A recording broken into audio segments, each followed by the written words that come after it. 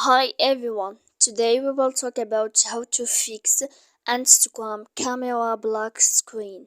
To know how to fix Instagram camera black screen on your phone, you should just go here to settings as you see and you will click. After that, in this page you should to go to apps here. After that, in this list you will go down to Instagram like this, and here in this list as you see you will go to click force stop.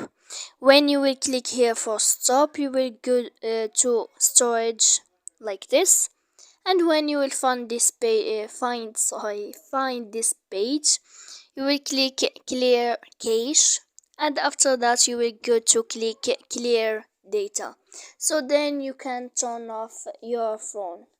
So please don't forget to support us by like and subscribe. See you next time.